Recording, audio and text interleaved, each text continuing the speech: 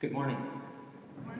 Grace and peace to you all on a happy 165th belated birthday.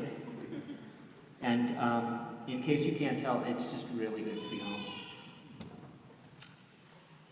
So I say to you, ask, and it will be given you. Search, and you will find. Knock, and the door will be open for you. For everyone who asks receives, and everyone who searches finds, and for everyone who knocks, the door will be open. Please pray with me. God of light and spirit, God of the world, be with us all today. May the words of my mouth and the meditations of all of our hearts be pleasing to you, our strength and our Redeemer. And so we have the three foundational pieces of mission: ask, search, and knock. The first is easy. The second, well, we live in a world with Google, so it's a whole lot less complicated than it used to be. But the knocking, that is where the hard part presents itself. We are not all that comfortable with knocking. We have our reasons, I suppose, but we don't know those people, or sometimes we aren't comfortable in that neighborhood or that city or that place. But knock is what the Lord says we must do. This year found us in central Washington State, in the city of Spokane, or more accurately, in the town of Welpinit. We were staying on tribal land in a beautiful compound referred to as the powwow grounds. That is where the hard part presents itself. Oh, sorry. The area around us was not well populated, but it was a place of unimaginable beauty. Mountain vistas and valleys, rough plains that were cut out of the earth by the movement of tectonic plates, great pieces of ice, and grandeur that staggered the imagination. I consider myself a Californian, and as a Californian, we actually sort of hold that we live in the most beautiful place in the world. But central Washington defies the imagination. This is a land that you could truly imagine being sculpted by a great pair of hands, a great creator. The dimensions were just beyond understanding. So we were there, 23 of us from Calvary Presbyterian Church, from St. John's Presbyterian Church, and from Temple Sheriff Israel. We were gathered there with a church from Southern California and another church from Tacoma, Washington. Our days were structured around work, spiritual development, singing, playing, praying, and even the occasional shower. And I want to go back to that idea of prayer. We spent a lot of time in prayer.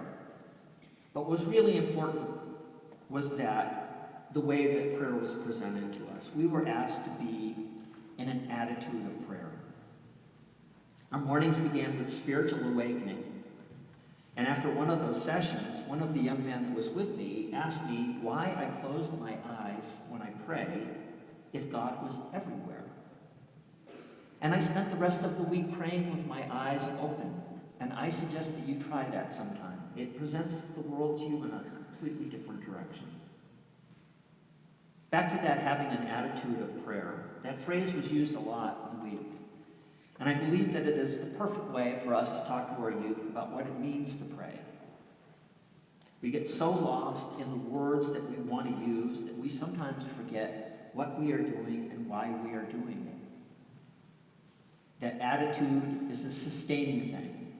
That attitude is a transformative thing in the way that it opens our eyes and opens our hearts to those around us. The workday was demanding, the weather challenging, so many things that might wear one down, but every time I thought I was exhausted, I received grace, usually from one of these young people, in the form of a smile, a hug, an encouraging word, or even a middle school joke. If you don't know what I mean by that, come find me and I'll share one with you. The point is that if we do the easy work of asking and searching, the hard work of knocking, God will walk you through the rest. We are infinitely capable if we refuse to accept our limitations. And don't just take my word for that. You've heard me talk about this before and will hear me talk about it again, but we are blessed with extraordinary young people. They are grace givers and receivers and speak about these things in words of wisdom that humble me. So with that, let's hear from two of them about their experience this past week. I'd like to introduce Indira Herrera, who will be followed by Will Parker. Indira?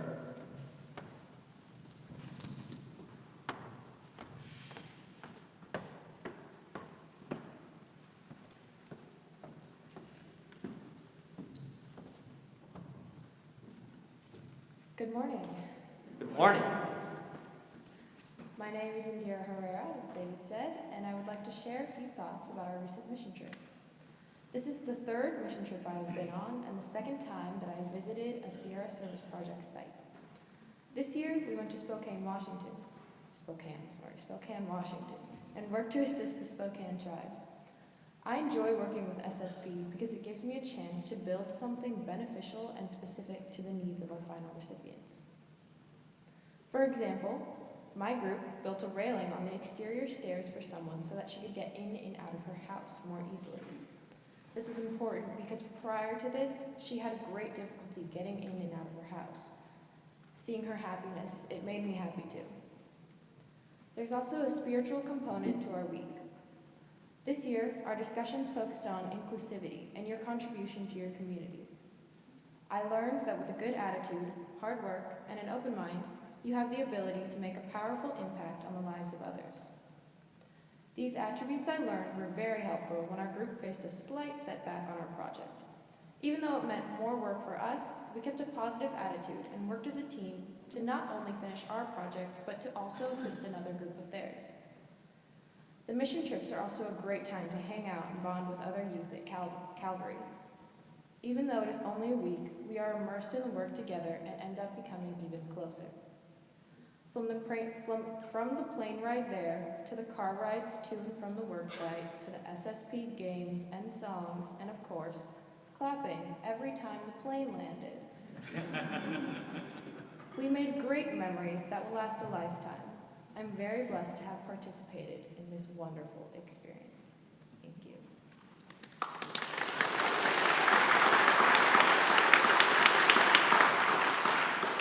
Now we'll hear from Will Parker.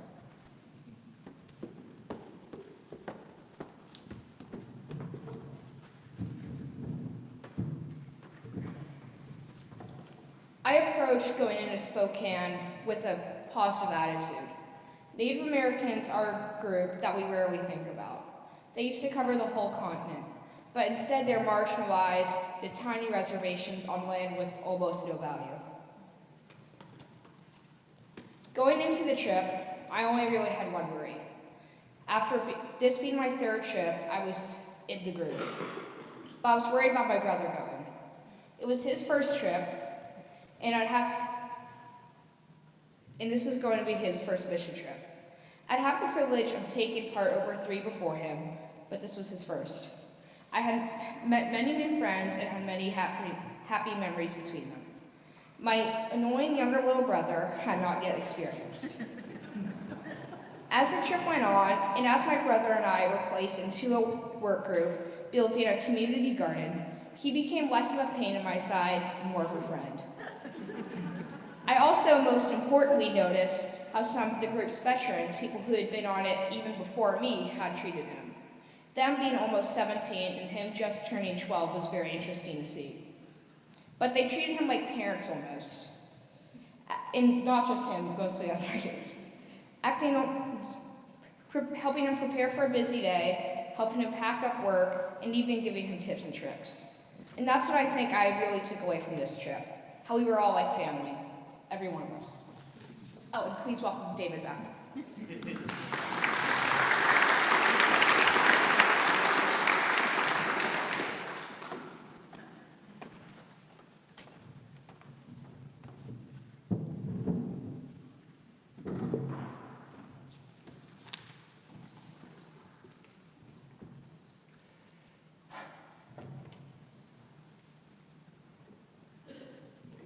Writer and theologian Frederick Buechner has this to say about prayer.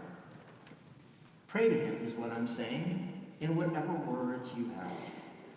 And if the little voice that is inside all of us is the inheritance of generations of unfaith, if this little voice inside says, but I don't believe, don't worry too much.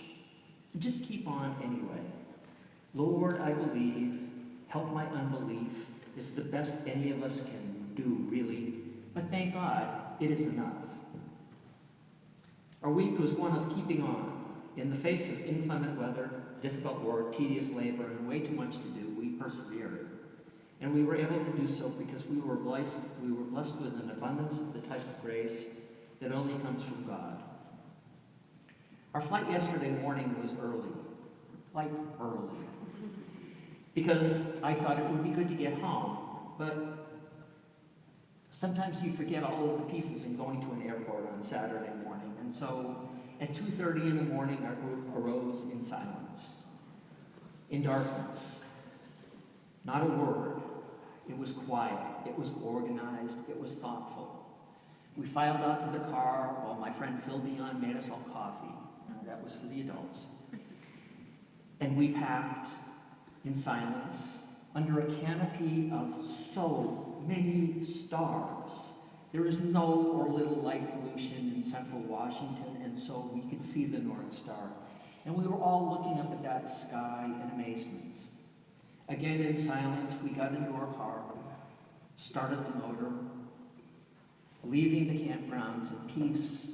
And Will Parker, who was sitting beside me in the navigator seat, turns around and looks at the rest of the kids and says, "Let's have a discussion. What was your favorite part of the week?"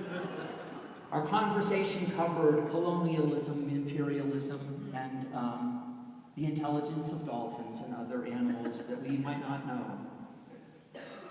It was that moment my heart was full of grace for Will and for everyone else in the car, because I was tired, but they were going to carry me through to the very last mile. So I would ask you to not hurry from Calvary today. Find one of our youth who's here and ask them about their week.